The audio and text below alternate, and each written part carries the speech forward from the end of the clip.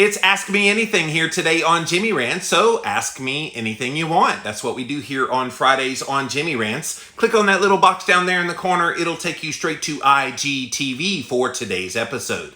JimmyRants.com is the website, and as always, you can engage live in the content. Go follow me. I'm over on Instagram. I'm at Living Low Carb Man, LIVINLOWCARBMAN.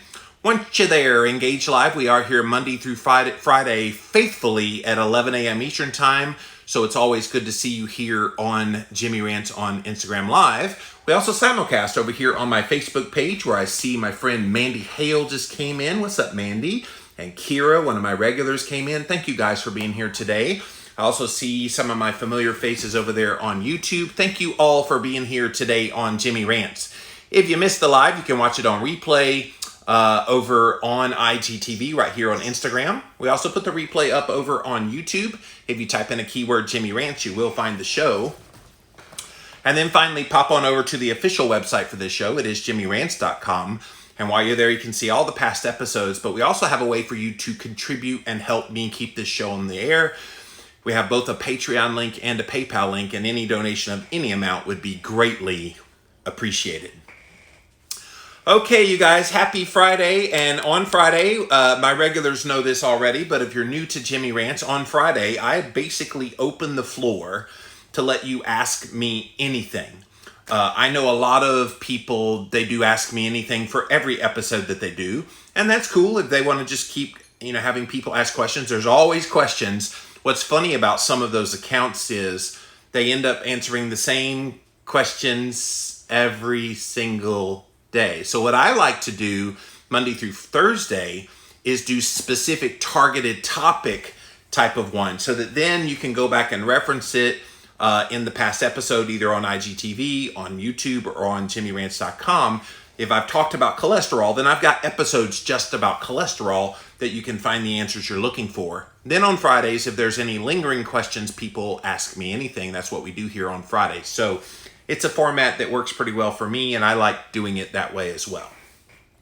But thank you for being here. So yes, it is Ask Me Anything. So literally get your questions in, and when the time comes, I will be coming to you first to get your questions after I read some headlines that caught my attention, along with a few questions that came in ahead of time on the Instagram stories. If you're brand new to the show, on Thursday, right after I'm done with Jimmy Rants, in that afternoon, and you follow me on Instagram, I'm putting up a little story that has a box that literally says, ask me anything, and you can type in your question. So if you're not able to ever watch live on Friday, or if you just want to get your question in ahead of time, I do go to those before I go to the live ones. So go ahead and ask that question there. But let's get to some headlines.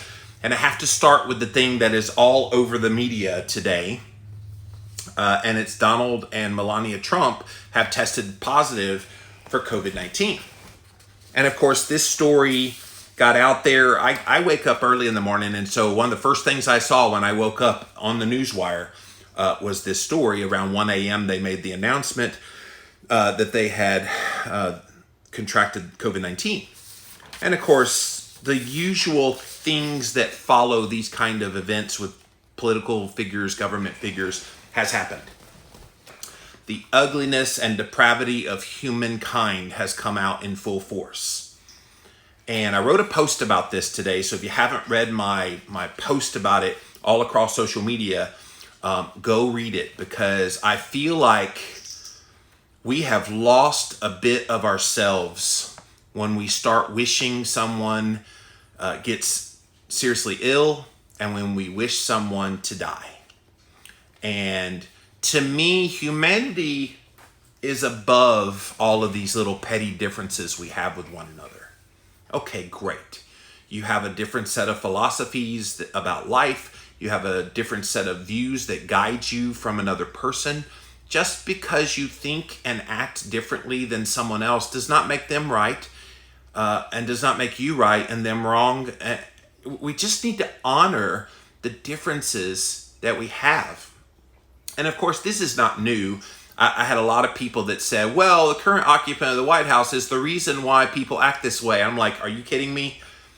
I've been around 15 plus years on the internet, and from the very start of being online, The vitriol and hatred and ugliness has been there long before there was ever a President Trump. So it's kind of interesting to me that there's such hatred and ugliness towards the president that people can't see past that and think, okay, he's still a human being. He doesn't deserve death threats, no matter what you believe about him. I don't want anything bad to happen to President Trump or to Joe Biden or any human being. Like, guys, the moment we lose that life is precious, the moment we forget that we are all human beings first before anything else, if we lose that, guys, we're at the tipping point. If you tip over the edge and you think some lives are worth fighting for and others aren't, we're losing humanity. And I'll give you an example of this. This just came in right before I got on the air. This was posted. I'm sorry, the rest of you can't see it. I'm going to say it out loud. But this comment right here was posted in response to my article today, where they compared him to Hitler and Saddam Hussein and basically said, would you wish them a speedy recovery? And then they go into a diatribe about all the things they think are bad about the president. And so I don't wish them well, was how he ended it. Now, to me, that kind of thing is exactly what is wrong. Again, no matter what your political belief, no matter what you think about the President of the United States or anybody else for that matter, that is unacceptable. That, I think, is a symptom of exactly what I'm talking about here. When you forget about who you are and forget about that there is a human being behind that title, behind that demon that you've created, is when we lose humanity. And if we lose humanity, guys, there's no going back. There's no moving forward. We have to tap into a part of ourselves that unites us. And the thing that unites us is we're all a part of the human race. We're all a part of humankind. And if we all rally around what we are in common with and less about what we disagree with, then the kind of vitriol we're seeing today about the President of the United States having COVID-19 would not be happening. But again, that's not the way the world works, unfortunately. So let's get to the next one. This was interesting. So the Department of Education and Health in the state of New York City has issued this letter. I've actually got a copy of the letter that they sent out to schools and the parents of the students. Dear families, we're so excited to welcome you back in our school building as we begin the new school year. The health and safety of all students is blah, blah, blah, blah, blah, blah. So they're basically putting in place all of these things related to COVID-19. And so in order for us to administer a COVID-19 test to your child that is quick, easy, and safe, we'll use a small Q-tip size swab that goes up their nose, and it's possible that later this year we'll do a saliva test. We strongly encourage you to sign and return the consent form to let us test your child as soon as possible. So they'll do monthly testing randomly of staff and students to make sure that everybody is safe with COVID-19. And if your child is tested, we will let you know, and then we'll tell you how you get your results within 48 to 72 hours. Anybody else, a parent out there, if you got a letter like this, would you consent to it? I just find it disturbing. I get they're trying to keep kids safe and all the everything that else that's gone on with COVID-19, but would you consent to that? I don't know. I don't know how many parents would. Now, there's certain ones, well, okay, sure, whatever.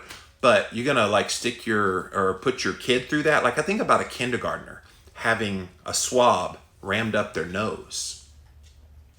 Are they going to be okay with that? I don't know.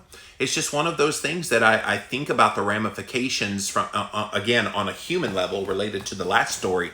On a human level, do we want kids to go through perhaps some of the trauma that comes with this? And that's in addition to sticking masks over their face so they can't see facial expressions. A lot of kids' learning of interactions with other human beings is seeing human expression on the face. And I've talked about this before. What are the unintended consequences of covering up everybody's faces? And this is one of them. And for kids, and Debbie over here says, nope, never would I do that to my child. And that's the thing, you guys.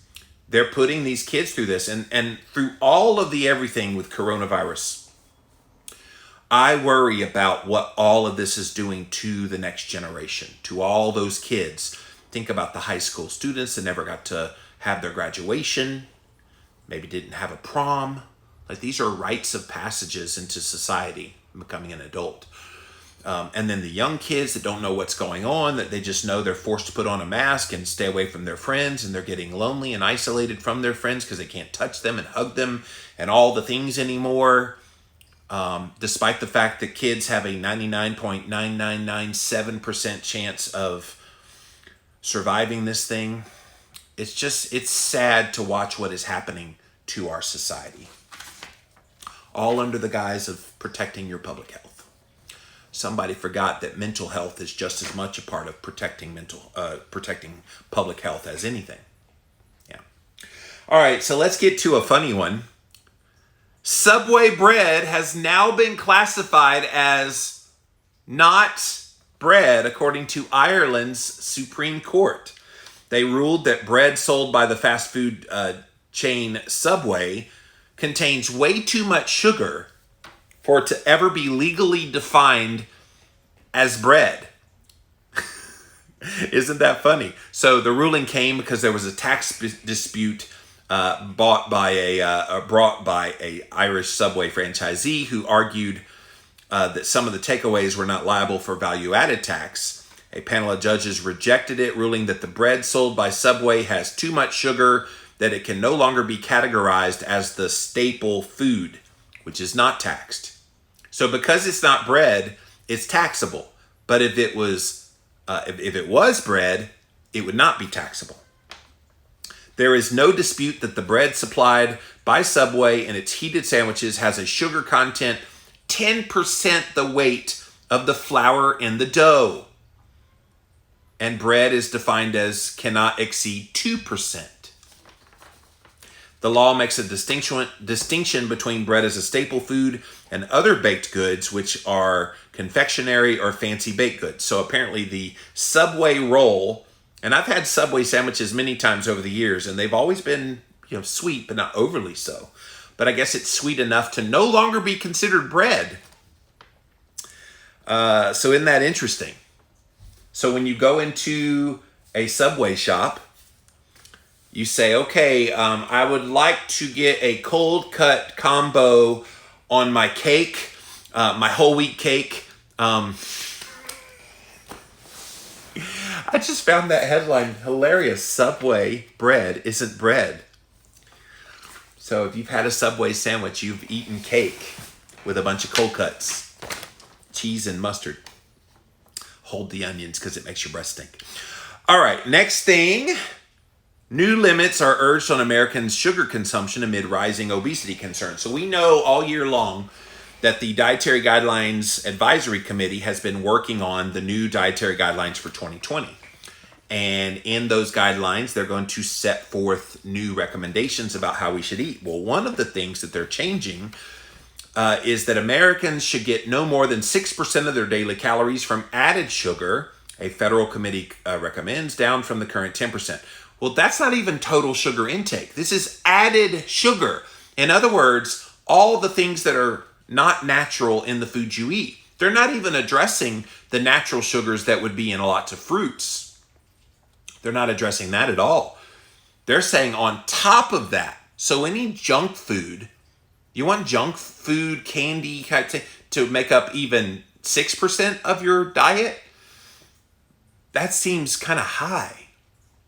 And it's crazy. But this is one of the recommendations. And of course they say, well, it's going to help with type 2 diabetes and obesity and heart disease and cancer. All of them make you more at risk for COVID-19, which is all true. But telling people to eat 6% of their diet as junk food, candy, Coke, whatever you want to fill in the blank. The new limit applies only to the added sugars. not to the natural sugars. And that's the problem with some of these recommendations, you guys. We know from previous studies, a full 87% of the American population has some degree on that spectrum of insulin resistance. And if 87% of people are on that spectrum of insulin resistance, and we know by the very definition of that means they don't handle sugar well, why are we telling them to add any sugar, natural or added? You see why they keep putting us down this road of continued disease with the very recommendations that they do? Yes, it sounds good on paper. Oh, keep your added sugars just 6% now. They thought they were proud 5 years ago when they said just 10% extra added sugar. Ooh, we've done better now. We realize we need to bring it down a little bit. And unless you cut out sugar completely, pretty much from your diet, and you're insulin resistant, and especially if you're the worst kind of insulin resistant, you're actually a type 2 diabetic, you don't need to be having that at all. But they don't give those recommendations.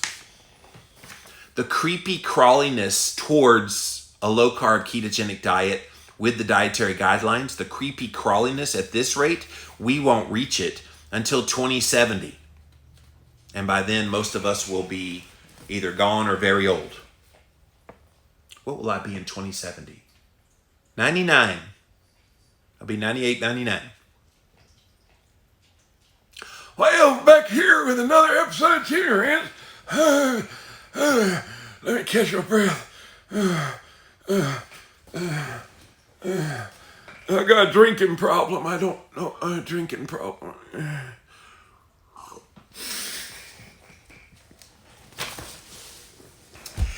You guys know I'm a goofball, and I love every minute of being a goofball. Next headline, the class of COVID is getting a truly terrible deal. And so it's a whole story here. This was in Bloomberg.com. Universities may have little choice other than to go completely remote, but it's forcing many to question the current model of higher education. So I'm not going to read this. It's a little bit of a long story, but the long and short of it is they're questioning if they should be charging just as much money for the tuition for these students who are doing remote learning. I did a story about 2 months ago when they were first starting about coming back to school, that Harvard school was pretty much the same price. And some of these other schools, they gave you a little bit of a discount, but not much. And so if you didn't get much of a discount and you're online learning, so they're saying, what's the point of having a campus? Some of it is the prestige. Obviously, with those that are into college sports, they have football teams that are successful.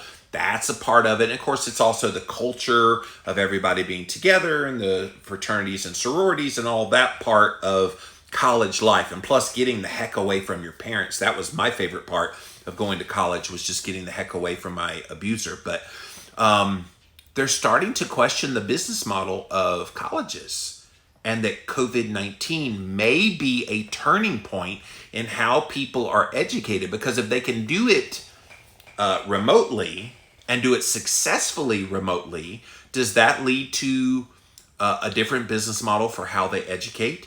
Does that lead to the shutting down of campuses and it's all virtual now, and that all your classings become virtual, and thus the costs of going to college will ostensibly come down, which then makes it more accessible to other people? These are all questions that COVID-19 is kind of pushing the envelope on.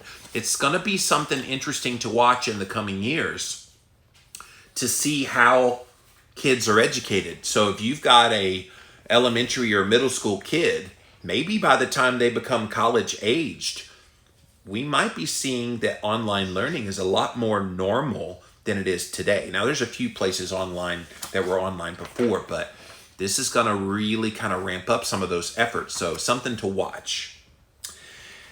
Then the final one, if you're just joining us, this is Ask Me Anything on Jimmy Rants today. So literally ask me any question you want. Go ahead and get your questions coming in down there. And when the time comes, I will come to you and answer your questions. But I'm on the very last headline. This one cracked me up, you guys. This was out of Science Magazine. Eating a tiny bit of your mom's poop could give C-section babies an immune primer. I'm going to let you get over the ew part of that headline. I will give you a bit of background personally. No, I don't eat my mom's poop. That would be gross. But I was a C-section baby. So when I was born, they had to go in and cut me out, basically. So if you don't know, one of the benefits of going through the vaginal canal as a baby is as you're coming out, that is populating the baby's body with the microbiome, which then gets into the system and then gets into their gut, and then you have a healthy baby, healthy system ready to take on the world. Well, if you're a C-section baby, you miss that step altogether. So what they're suggesting in this study is babies that aren't born vaginally need to have the gut health put into them. And the only way they can do it, because it's almost absent in C-section babies, the only way they can think to get it done is for mom to poop and then feed that poop to their kids. Now, I want to know, how many of you moms that have a C-section would be willing to get a fecal sample, scoop it out, and say, to your baby? Now, I don't know how they'll do it. They obviously have to make it edible because kids will, or whatever, even adults, obviously. But they had 7 women that had pathogen-free samples after they gave birth. The researchers mixed in some of their fecal matter that had been diluted into their breast milk. So they mix it together with the breast milk and then feed it to the babies. And they said within 12 weeks, the microbiome of the babies was perfectly normal. They had all the strands that they were looking for. But I just found that really interesting. And of course, to a lay person, I remember the first time I ever heard of fecal transplant. So if you're not familiar with that, it's where you have messed up microbiome. And so you take healthy microbiome from someone else's fecal matter. I remember interviewing this guy, Art Ayers, on the Living La Vida Low Carb show many years ago about this, maybe like 2008-9. And he said, oh yeah, and he's a researcher, so he didn't realize the comedic value of what he was saying.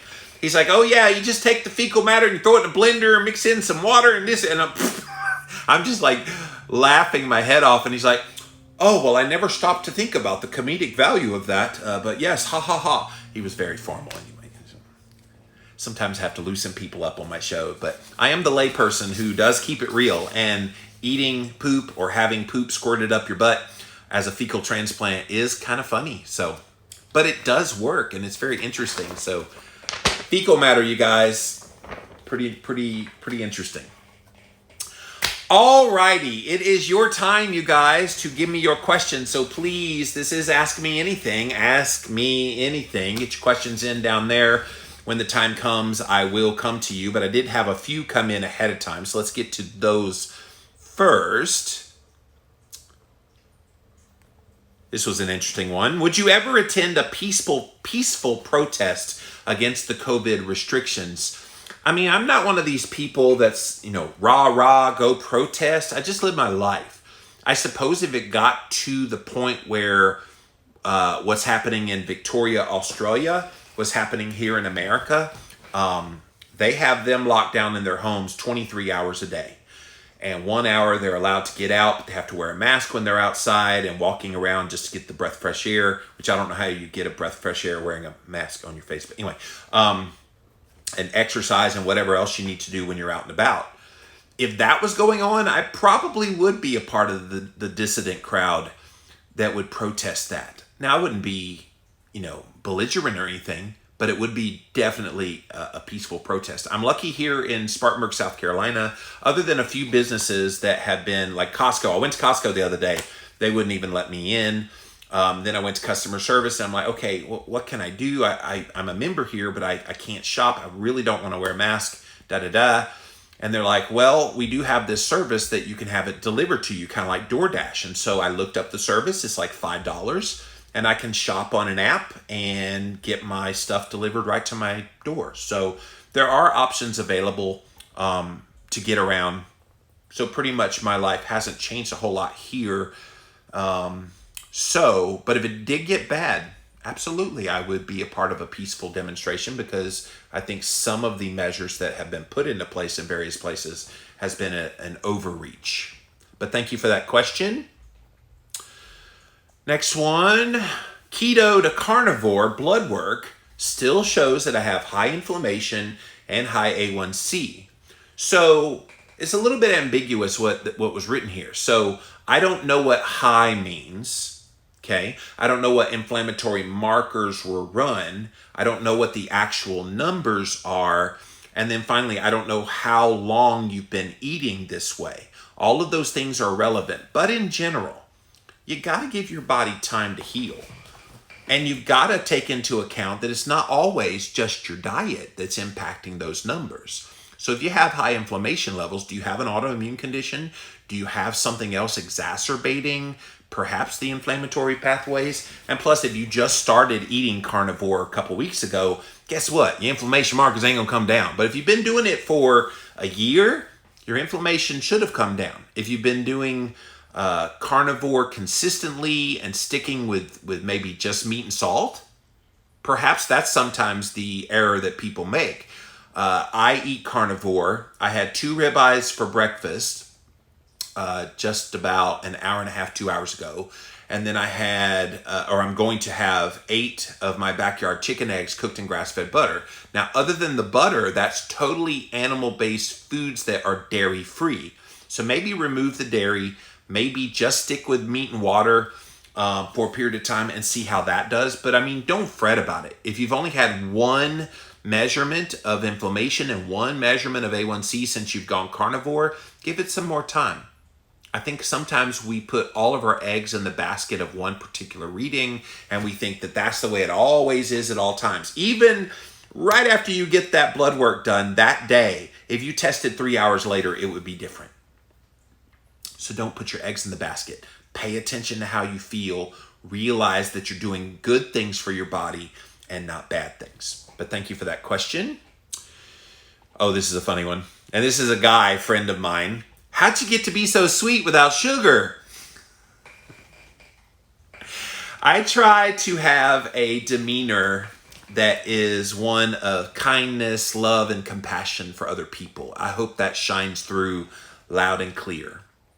I think we live in a world today with a bunch of people that are sourpuss, quite frankly, and that everything about life is not worth living, and that there are people in the world that just would love nothing more than to just sulk in their ugliness and negativity until the day they die. And I would argue you're going to die a lot sooner if you do that. All the studies that I've read say the people that are the happiest, the people that have the most giving spirit about them, the people that actually love other people, they tend to live the longest. And so I take that philosophy to heart. And I'm testing that theory, I suppose, because when you love people, it's almost impossible to have a hateful thought in your head and want to take any action towards them in a negative way. Even the people that oppose me, and I'm cool with that. Like, if you don't like me, it's all good. You don't have to like me to respect me and to appreciate what I do. And if you don't, then I'm not a part of your tribe and move on. It's no big deal. But I try to keep that demeanor of positivity and happiness and energy because I think you, the people that follow me, deserve that.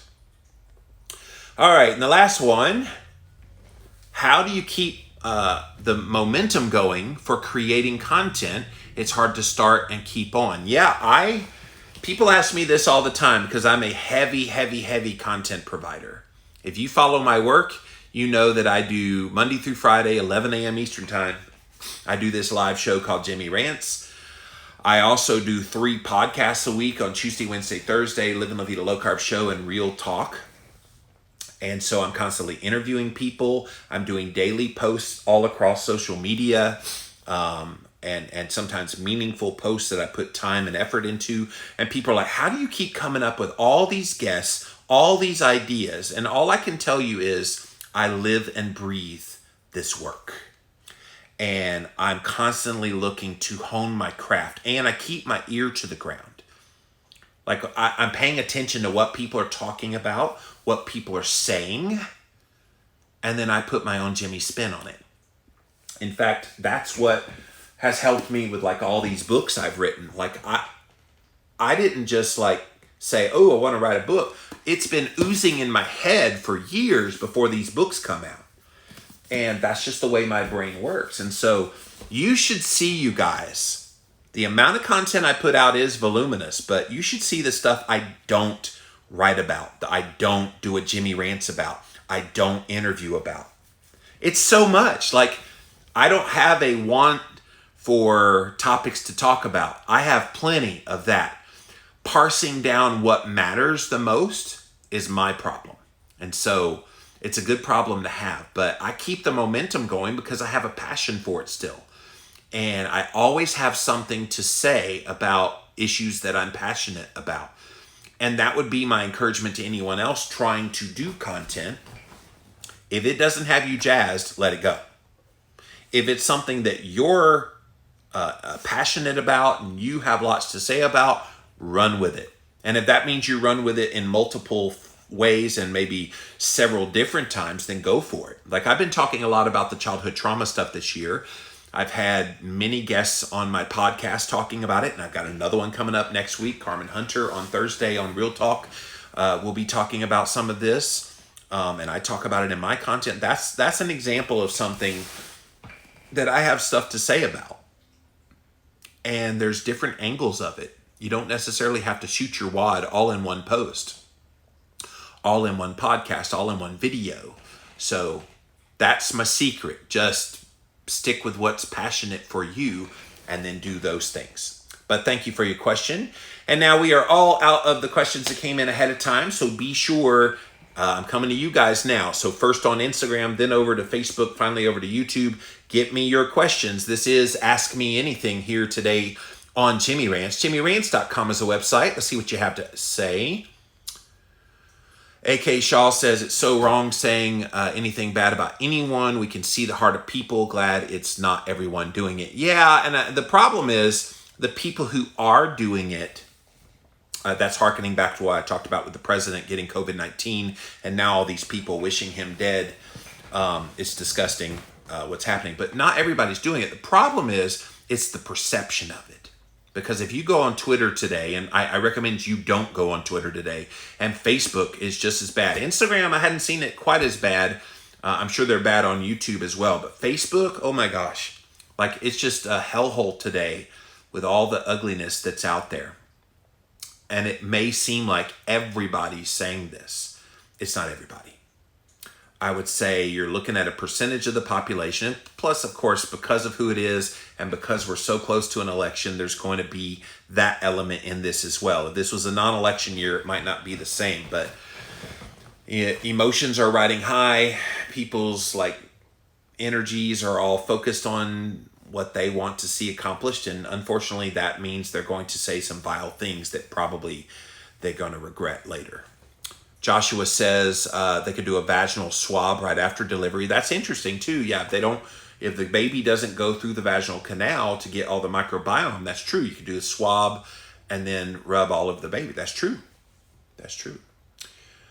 All right. Thank you, Instagram. Oh, did I get another question come in? Oh, Joshua, you snuck it in, but I think it cut it off. I'm going to try to see it. Okay, it didn't cut it. Oh, it did cut it off. I knew I was reading it like in the real small print. I'm like, oh, that got cut off. When you are doing research, when do you feel you've done enough? People are challenging me. Oh, research on a topic. So when is it enough research when you're researching a topic? I think when you feel like you have the science on your side. I'll give you a perfect example. So my fellow health podcaster, Sean Stevenson, go look him up, you guys, here on Instagram. He is at Sean Model, ShawnModel. And he is a brilliant podcaster. He's got this voice. Like, I don't have a podcasting voice near like him and Abel James and some of my other buddies in this. I just know how to talk, but his voice is incredible. But anyway, he did a video the other day looking at all the randomized controlled trials involving mask wearing. And he started looking at some of the research that's out there that is related to mask wearing that's being used to make everybody wear a mask. And a lot of those studies are observational studies, which are not nearly as good as the randomized controlled trials. So what Sean did was very methodically, here's the randomized controlled trials that we have showing that the efficacy of masks against a virus is not very good. And he goes through it. He does a nice little YouTube video. Go look it up over on his page. And so that's an example of someone who did enough research to be able to make his point. Is it an exhaustive research? Could he have found more? Probably. But if you have research to support what you're saying, that's pretty much what you need. And of course, that's people that are being responsible. There's a lot of people that make claims, especially on the internet, especially on social media. They're just making claims without any support.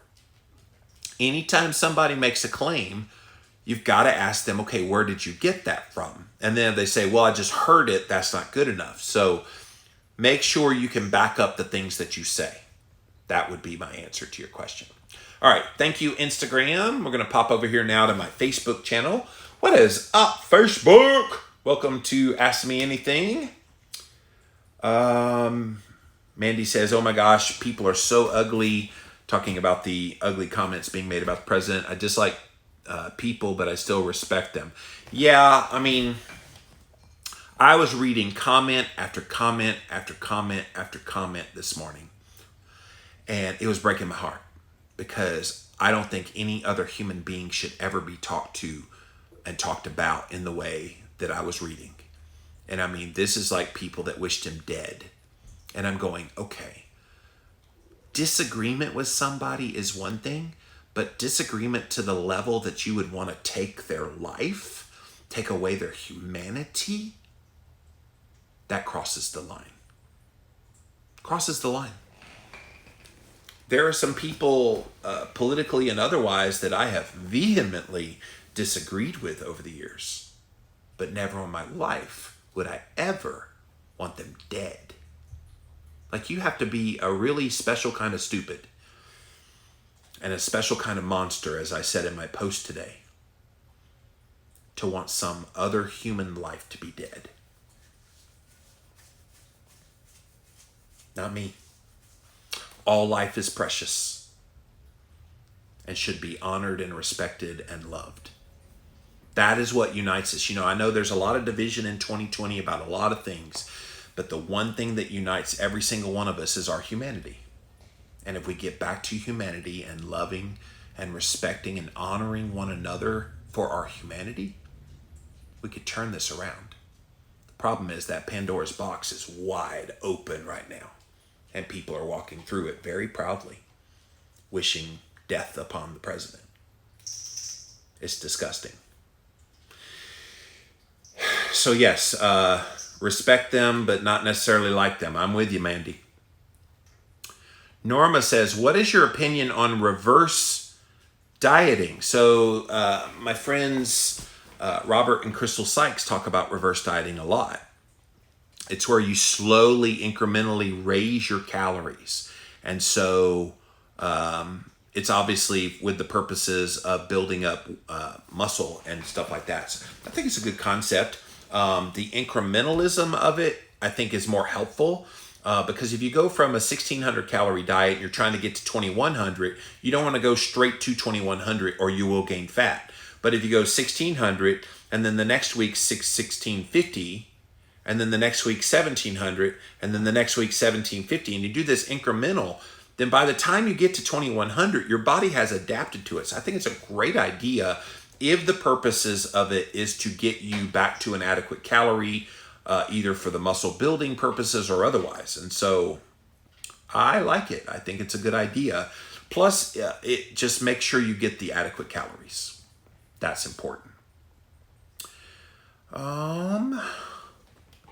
Mandy says, I have a kindergartner and I'd hate to have them test them, but if I had to, they better hand me the swab.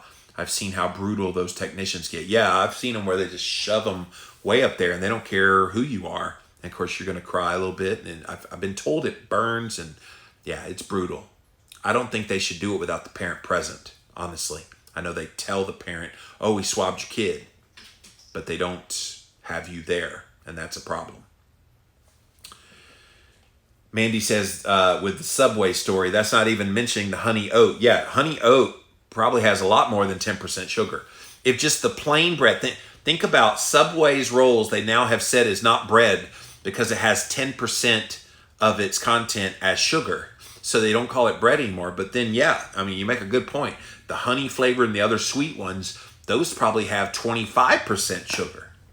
It's pretty rough. Debbie says, I swear they really do want us to be sick. Watching my dad go through the medical world with his insulin resistance and complications is crazy. I get so upset at the things they tell him. Yeah. They don't want to acknowledge the real problem in our diets as it relates to insulin resistance is sugar. They don't want to admit that.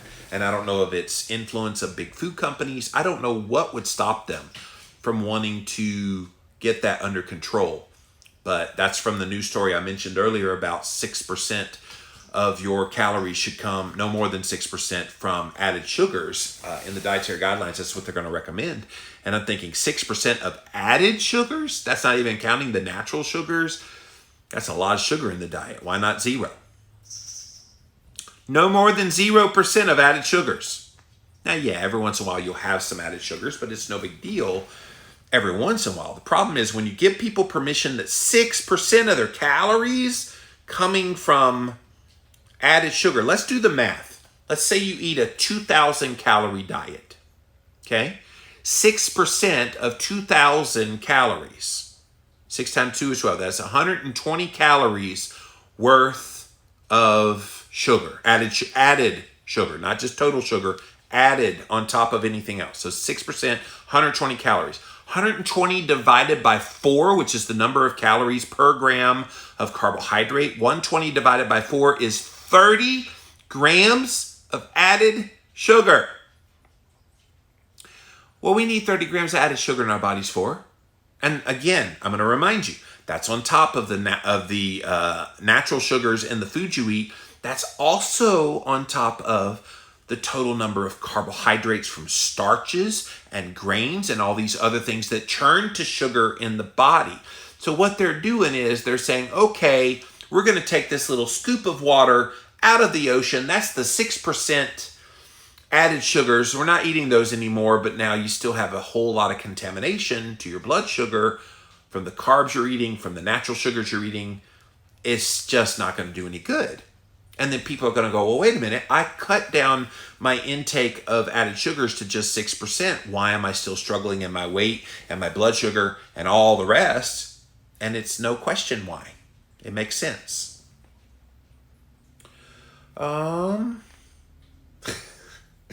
So talking about the fecal matter, feeding your kid the fecal matter, Debbie says it gives a whole new meaning to laced brownies. Yes.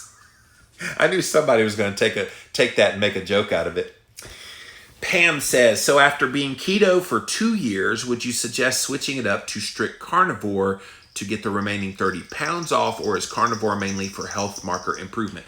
Carnivore is pretty powerful for all of those things. I found a lot of people that they switch from keto to carnivore. It kind of takes away the temptation of some of the keto dessert type items and things like that. So it could be something to go on for a period of time just to see how you're doing. I mean, if your goal is to lose 30 pounds, it certainly should lower inflammation, lower insulin, and all the things that it does a little bit more. It's worth a shot, Pam, just to see how you do.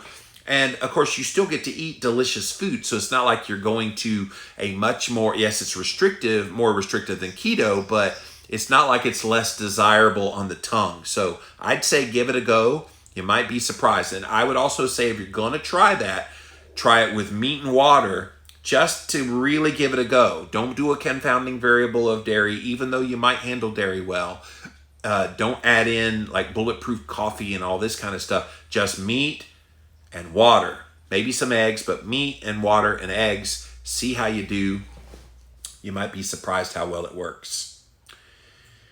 What is Sean's page again? So Sean Model over on Instagram for Sean Stevenson.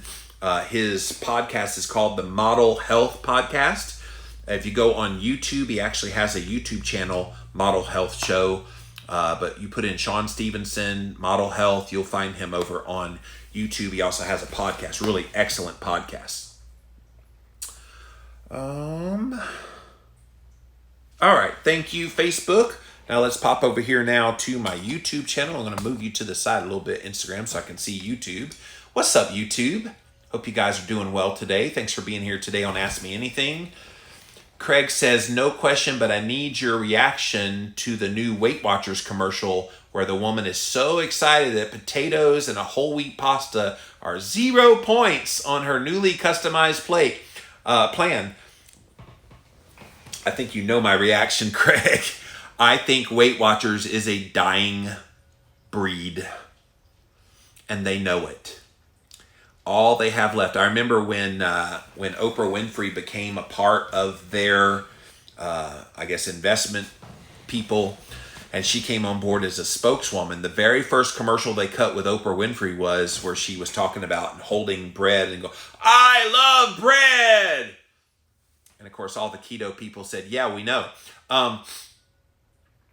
That's mean. But at the same time, it's just predicated still on the low fat, healthy whole grains, just all the nonsense that has been out there for years. And to me, if you're ignoring what the science is showing about nutrition, which has changed radically from the time Weight Watchers began all the way to today, if they don't adapt with the times, they're going to be left behind. And we're already seeing it with Jenny Craig and some other companies. They're already making kind of low carb keto options available. And when Slim Fast came out with their keto line after years of being this high fiber, low fat thing, I think they're seeing the handwriting on the wall.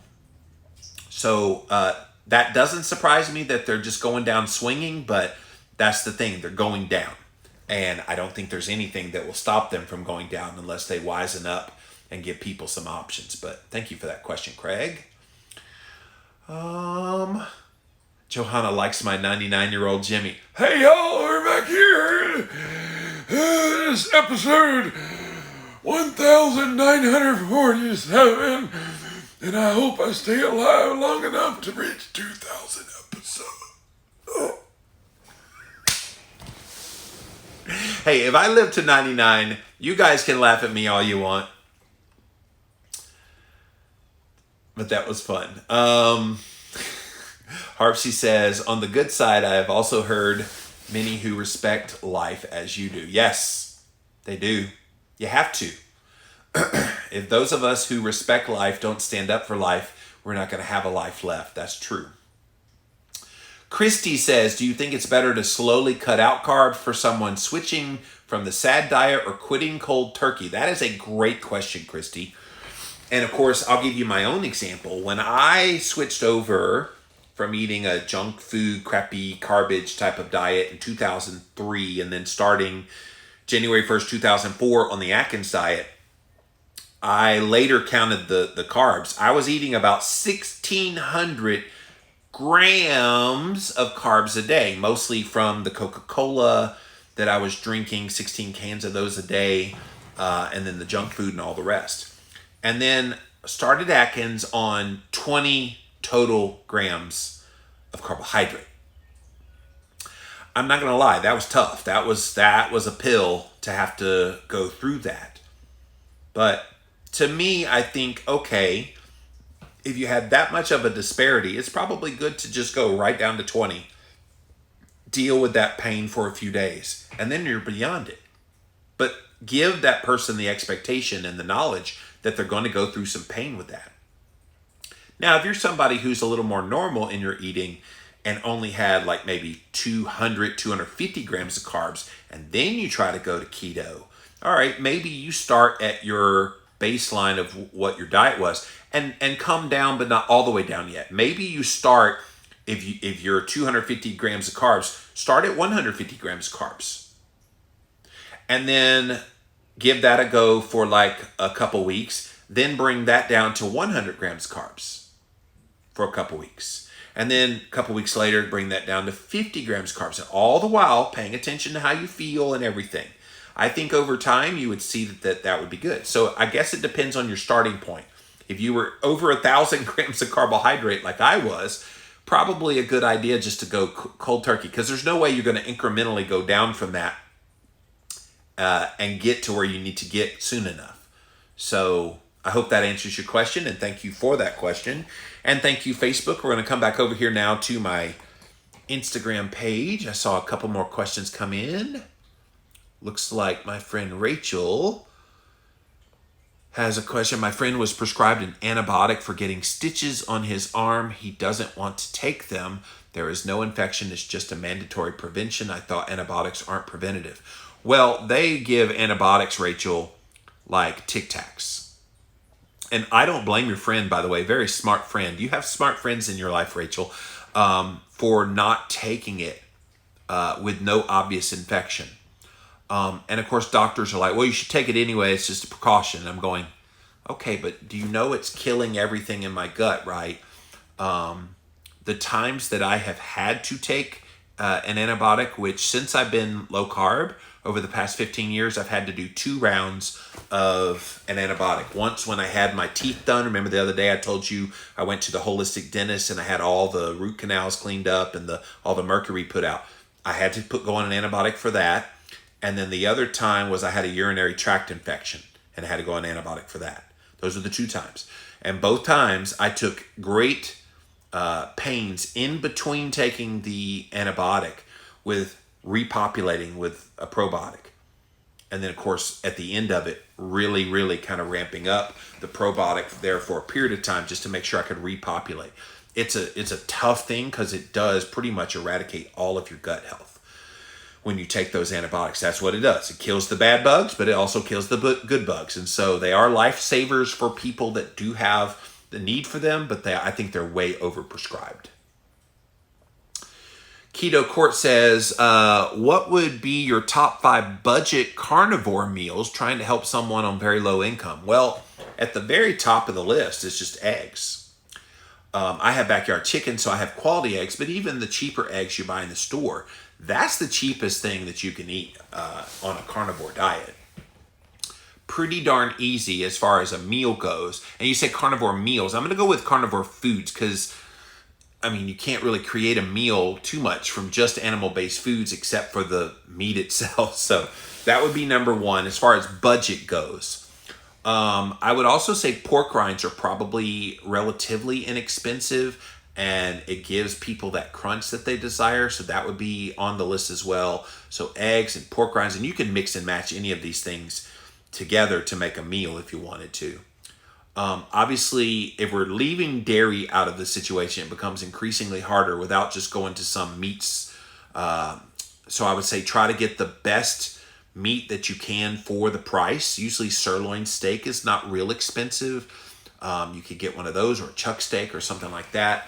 I would also say maybe a pot roast and then stick in the crock pot and let it simmer in its own juices for hours and hours and hours, and then it just melts like butter. I think that's enough kind of differences of foods. But the main thing is you got to realize when you eat these carnivore foods, you're not eating, 3 meals a day of them. You're going to have a meal and maybe a second meal, and then that's it for the day. So focus in on making sure the foods that you do eat have enough fat and protein to keep you satiated so you're not hungry. And I think that's going to be the key to making it sustainable. And plus, look at all the foods that you were going to buy if you're a junk food eater. You don't buy those things anymore. I did a cost analysis from my junk food days to my keto days. And eating keto, I spend about 1/3 the amount of money that I did when I had all that junk food. So it makes a big difference when you improve the nutrient density of your diet. But thank you for that question. I think I saw another one come over here on YouTube.